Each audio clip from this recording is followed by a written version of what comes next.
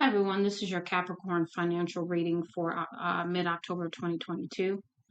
Um, Before we get started, I just want to say thank you for any support on anything that I'm doing. And I just genuinely hope that whatever messages I put out give you some kind of help in any kind of way, whether it's just something I say that helps you to have an epiphany or look at something differently, however that goes for you. Let's go ahead and get started, Capricorn. Here we have the Knight of Coins. So, you are, concerned with money, but you're steady right now. But there's something about some kind of sneakiness or something going on, whether you're doing it or someone else is doing it around you.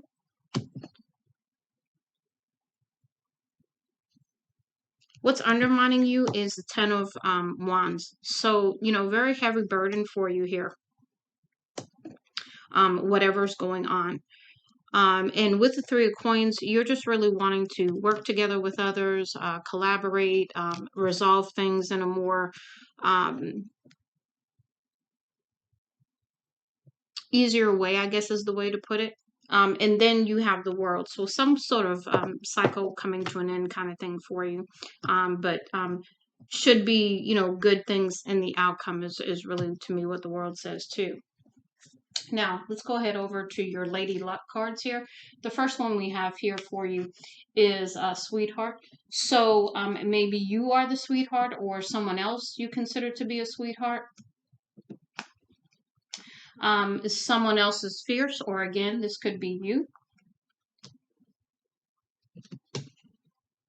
Um, Possibly in charge. So fierce, in charge, sweetheart. So really, maybe, you're a sweetheart, but you know how to take control of things. You know how to be fierce when you need to, kind of thing, right? Holding on to hope in the given situation, whatever that is. Next, we have moving house. So you could be moving.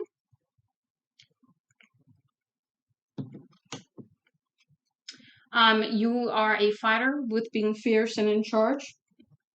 So you're not going down without a fight, I guess, is what I get out of that too. And then you have great fortune here as well. So whether, you're willing to fight for this fortune or your lifestyle or whatever it is that you consider to be passionate and fierce about. Let's go ahead and take a look at your money deck cards. I'm just straightening these back up. Okay, the first one we have is market index. We've all seen the Dow Jones, the S&P 500, and the Nasdaq or the stock market in the news. These market indexes help describe how a segment of stock market has performed. How? They track the value of the hypothetical portfolio of stocks weighted by the market value of each company. The Dow tracks 30 of the largest USP stocks, the S&P 500 of the largest, and the Nasdaq tracks thousands of stocks listed on the Nasdaq exchange. So really perhaps looking at your financial portfolio and looking at your market index to see what it's made of, maybe perhaps diversify. We have names for money: bacon, bank, Benjamins, bones, bread, bucks, buckaroos, bung, cake, cash, cheddar, clams, coin, dead presidents, dime, dash, dough, green, guayak, guap, lettuce, loot, nuggets, moolah, paper, pesos, quid, smackers, and stacks. So, whatever you call money, to me, this could mean that, you have multiple streams of income. We have economy next. An economy is a complex system of making, trading, and consuming things society needs. Signs of a strong national economy can include growth in the gross domestic product or GDP, the total value of goods produced and the services provided inside the country, controlled inflation, low unemployment, and the trade surplus, more exports than imports. To dispel a common misconception, the economy is not the stock market. So really understanding, the true picture is really what I get there. And then the last one is financial plan. A financial plan is a highly personalized document outlining your current finances, long-term financial goals, and the strategies to achieve them. Often it covers retirement, debt repayment, tax strategies, long-term investments, and plans for emergencies. An ongoing process, building a financial plan, can be done independently or with a financial advisor. So if you need to come up with a financial plan or perhaps look at your financial plan is what I'm getting there as well, because you've got great fortune. So you really need to perhaps work with a financial advisor to manage that fortune properly and make sure that it keeps on giving you return on investment, that it keeps growing, and that it's also safe in the economy, using the market index and the avenues available to you.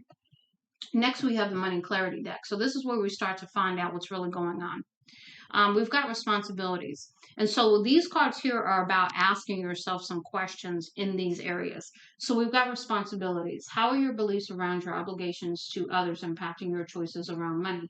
Taking a hard look, which of these beliefs stems from a fact and which is something you tell yourself that keeps you stuck?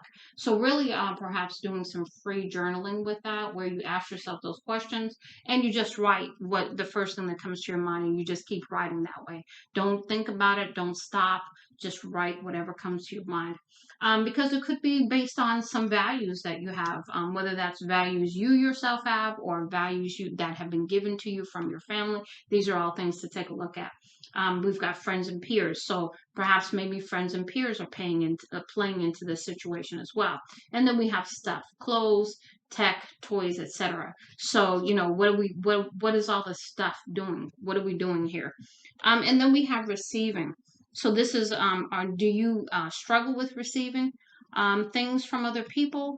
Or are you, receiving things from other people? That can go either way, because it could be a struggle that you have with receiving, or it could be that you are receiving many things. But we have shoulds next. How are your beliefs around what you are supposed to be doing at this point in your life influencing your decisions? What do you want to do with this information? So really, using this information to determine how you want to move forward. Deserving. What is your first reaction to the word deserve? What does this teach you about the energy you bring it to your relationship to money and to receiving our overall abundance? So, you want to look at these things, because these could be the things that are blocking you from getting this great fortune. We have safety. What makes you feel secure? How do these needs impact your life choices? And what about this do you appreciate? And what would you like to let go? So again, these are questions to ask yourself and journal about, so you can see, what the unconscious things are that you believe about money that could be potentially holding you back, or maybe, they need to be tweaked a little bit. And then we have giving. Where do you pour from an empty cup? Where do you hold back from giving? And where do you give freely and in peace? What can you learn from each of these habits around giving? So you've got giving and receiving here. So maybe being in balance with that is something that comes to mind with that. Now we're going to look at the dollar bill healing deck messages. And then the last one is the money blockages deck as well. And these have mantras on them as well. So the first one you have is Money Gem. Find ways to experience joy during the process of creating money. This will allow it to come faster, easier, and consistently. So really, are you really enjoying what you are doing to get this money? That's the real question here.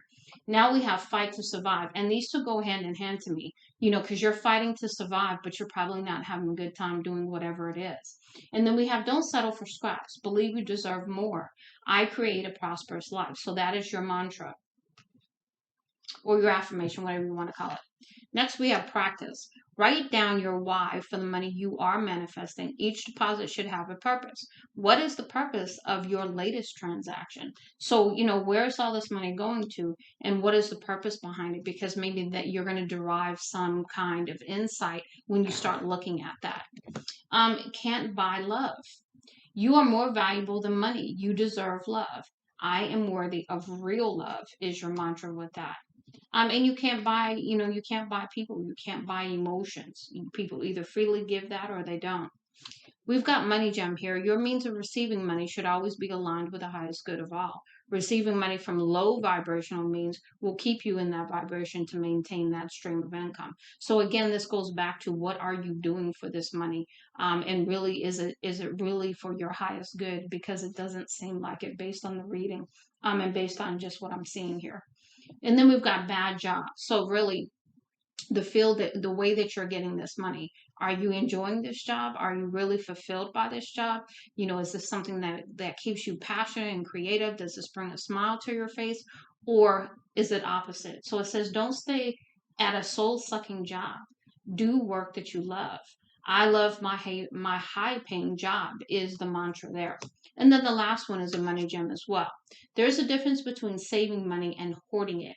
One increases the flow with the intention of using it for a specific purpose. The other suffocates and restricts the flow out of fear of scarcity. So really, taking a look at that, a look at you know um, how are you doing things really? Are you saving money, or are you hoarding money because you're fearful that there won't be any, so you're holding on to every dime, and that sends the message to the universe of lack, scarcity, right? Okay, and then we have money stress, which to me goes hand in hand again. Visualize your money stress in a balloon floating away, and then mantra is I release money anxiety. So Capricorn, it just seems like, you've really got to do just a little bit of, self reflection and introspection here when it comes to, your goals for money, your whys for money, and really, how do you feel about money? How do you feel about yourself? Because to me, the underlying with the deserving here, it makes me wonder, do you really believe that you deserve it? The fact that you're getting a card about, you know, um, giving and receiving, are you in balance with it? Is it all about the safety for you? What are your values around it? And just really examining some of these things for you. Are you staying in that bad job because, hey, it's paying you money, but it's really sucking the life out of you? I mean, you got to weigh that out. And then are you trying to buy love? Well, you can't buy love. Love is either given freely or it's not. And so buying it will never work. And then fighting to survive. So again, some of these messages are really all about lack and scarcity mentality when it comes to money. So I do hope that this helps you, Capricorn, and much love and light, Lady T.